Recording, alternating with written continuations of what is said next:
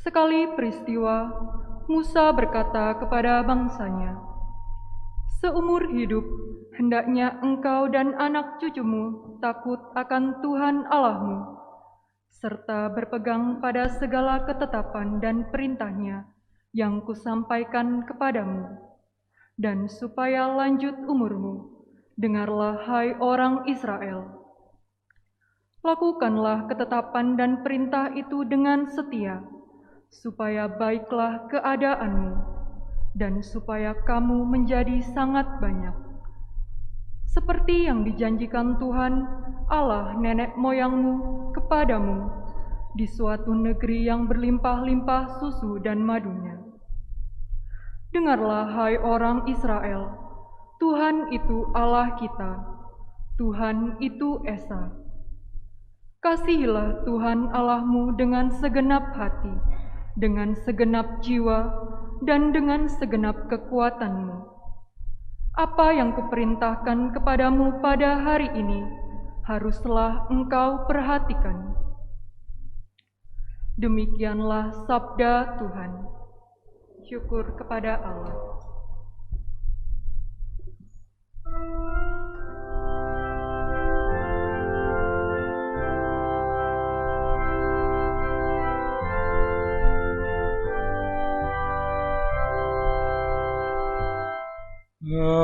Aku mengasihi Engkau, ya Tuhan kekuatanku.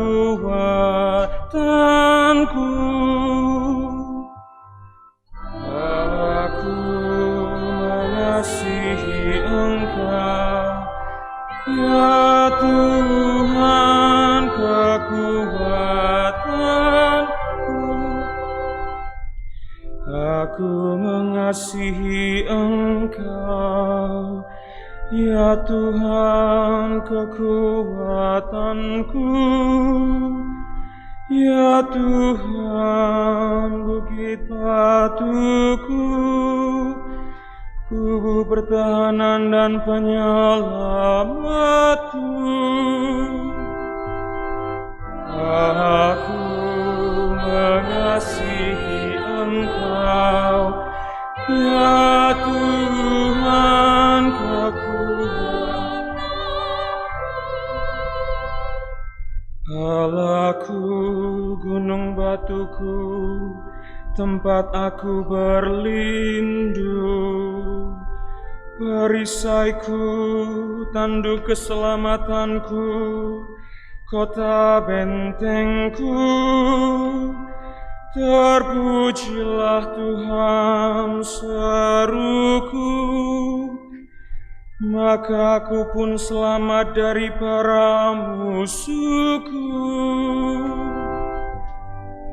Aku mengasihi Engkau, ya Tuhan kekuatanku.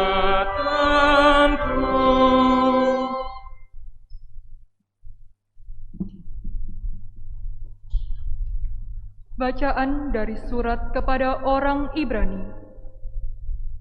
Saudara-saudara, dalam jumlah yang besar kaum Lewi telah menjadi imam, karena mereka dicegah oleh maut untuk tetap menjadi imam. Tetapi Yesus tetap selama-lamanya, maka imamatnya tidak dapat beralih kepada orang lain. Karena itu, Yesus sanggup juga menyelamatkan dengan sempurna semua orang yang demi Dia datang kepada Allah. Sebab Ia hidup lestari untuk menjadi pengantara mereka. Imam agung seperti inilah yang kita perlukan, yakni saleh tanpa salah, tanpa noda, yang telah terpisah dari orang-orang berdosa dan ditinggikan mengatasi segala langit, yang tidak seperti imam-imam besar lain, yang setiap hari harus mempersembahkan kurban untuk dosanya sendiri, dan sesudah itu barulah untuk dosa umatnya. Hal itu sudah dilakukan Yesus satu kali untuk selama-lamanya, yakni ketika Ia mempersembahkan dirinya sendiri sebagai kurban. Hukum Taurat menetapkan orang-orang yang diliputi kelemahan menjadi imam agung. Tetapi sudah hukum Taurat itu diucapkanlah sumpah yang menetapkan Anak, yang sudah sempurna sampai selama-lamanya menjadi imam agung. Demikianlah sabda Tuhan. Syukur kepada Allah.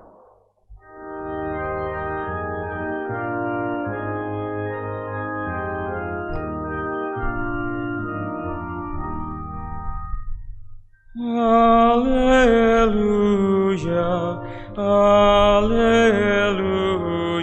alleluia. Alleluia,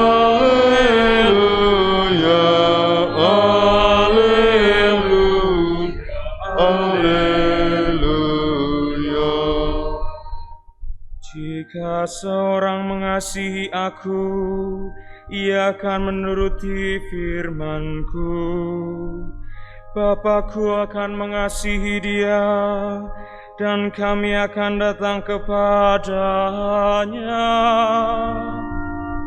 Alleluia, alleluia, alleluia. Tuhan bersamamu.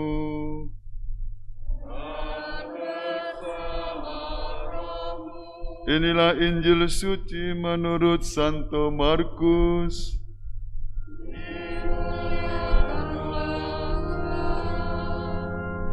Pada suatu hari, datanglah seorang ahli Taurat kepada Yesus dan bertanya, perintah manakah yang paling utama? Yesus menjawab, perintah yang paling utama ialah, dengarlah hai orang Israel, Tuhan Allah kita itu Tuhan yang esa. Kasihilah Tuhan Allahmu dengan segenap hati, dengan segenap jiwa, dengan segenap akal budi, dan dengan segenap kekuatanmu. Dan perintah yang kedua ialah, kasihilah sesama manusia seperti dirimu sendiri. Tidak ada perintah lain yang lebih utama daripada kedua perintah ini. Lalu kata ahli Taurat itu kepada Yesus, Guru, tepat sekali apa yang kau katakan, bahwa Allah itu esa dan tidak ada Allah lain kecuali Dia. Memang mengasihi Dia dengan segenap hati, dengan segenap pengertian, dan dengan segenap kekuatan, serta mengasihi sesama manusia seperti diri sendiri, jauh lebih utama daripada semua kurban bakar dan persembahan. Yesus melihat betapa bijaksana jawab orang itu, maka Ia berkata kepadanya, engkau tidak jauh dari kerajaan Allah. Dan tak seorang pun masih berani menanyakan sesuatu kepada Yesus. Demikianlah sabda Tuhan. Terpujilah Kristus.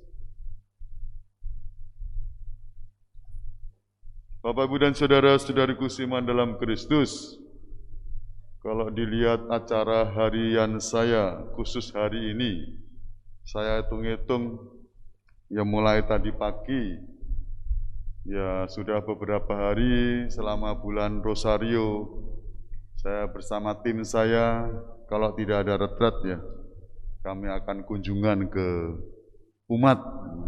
Sudah ditetapkan tanggal akhir bulan ini, penutupan bulan Rosario di lingkungan kami, Romo. Siap.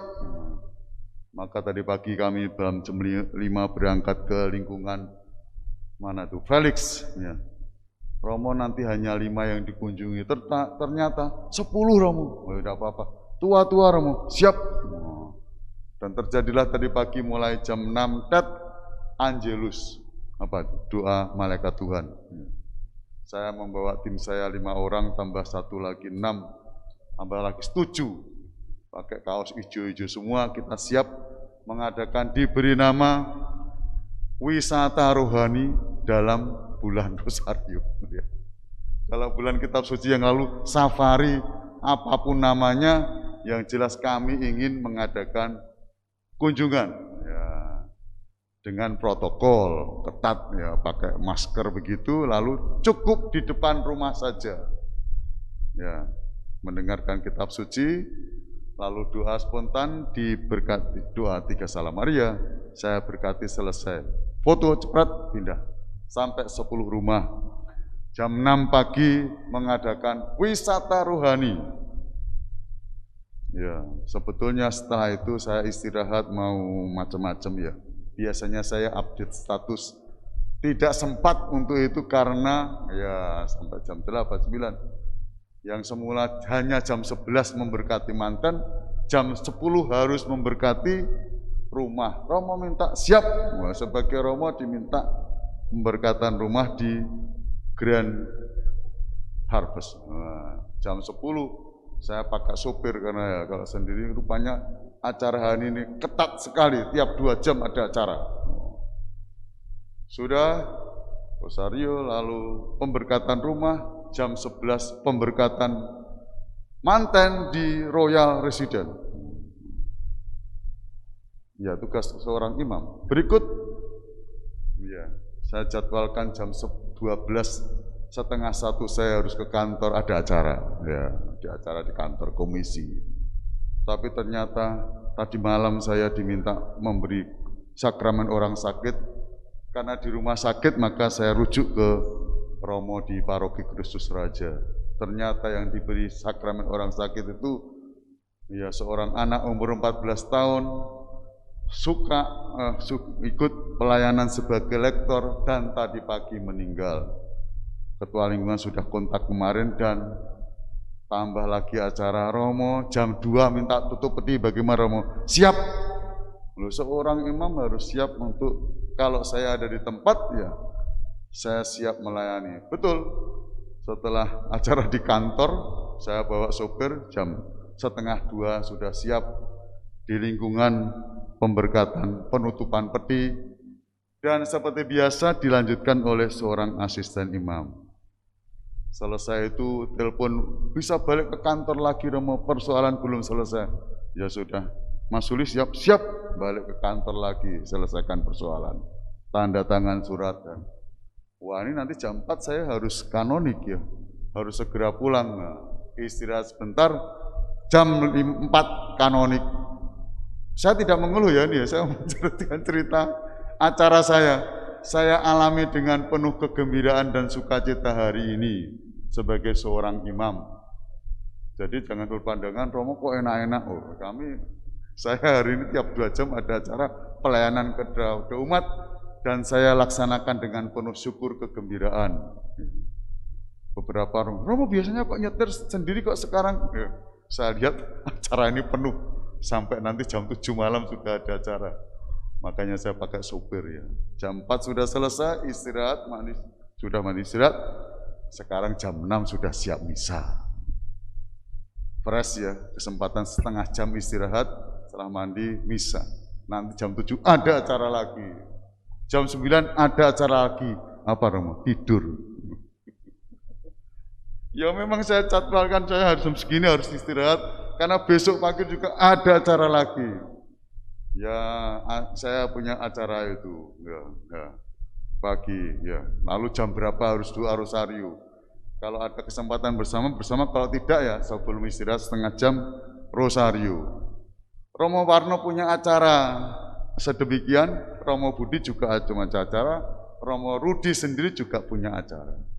Masing-masing kita sebagai seorang imam, bagaimana melaksanakan tugas petutusan, mencintai Tuhan dan juga mencintai umat sedemikian. Bukan hanya mencintai umat di paroki, tapi juga pekerjaan. Saya sebagai yang bekerja di komunikasi sosial di kantor saya, Romo Rudi ya di kantor yayasan sebagai bendahara di yayasan. Romo Warno ya selain juga dia ngantor di sini dengan karyawan, kadang-kadang dia juga konsultasi masalah-masalah perkawinan. Ya memang ketiga Romo punya dinamika pekerjaan masing-masing. Ya, kalau saya tiap hari memang saya programkan olahraga, bukan hanya sekedar olahraga, kadang-kala juga kunjungan. Ini saya syukuri, inilah pengalaman saya mewujudkan cinta kasih kepada Tuhan, lebih-lebih kepada sesama, kepada umat sedemikian. Saya dengan penuh kegembiraan dan sukacita, semoga kita sebagai murid-murid Kristus kedapatan setia dalam tugas-tugas kita, entah sebagai seorang imam, juga sebagai umat, pelayanan dalam keluarga, atau di tengah masyarakat. Cinta kepada Tuhan diwujud nyatakan dalam melaksanakan tugas dalam pekerjaan harian ya, yang sederhana itu, untuk mewujudkan bahwa Tuhan, aku cinta padamu. Mazmur tanggapan tadi bagus ya, diulang-ulang, ya pendek tapi mewujudkan bagaimana aku mengasihi Engkau ya Tuhan, kekuatanku. Ya. Dalam Mazmur tanggapan yang lama, aku mengasihi Tuhan, ya. Dia sumber kekuatan, hidupku kan menjadi aman dalam lindungannya. Ini gaya Jawa ya. Gaya Jawa tadi agak gaya lain lagi. Mazmur agak sulit ya. Intinya sama, bagaimana kita mewujudkan cinta kita kepada Tuhan sedemikian. Dalam Injil tadi kita mendengar ahli Taurat dan orang Farisi bertanya kepada Yesus, perintah mana yang utama dan terutama? Yesus menjawab, perintah yang utama yaitu cintailah Tuhan Allahmu dengan segenap hatimu, dengan segenap kekuatanmu, dengan segenap akal budimu.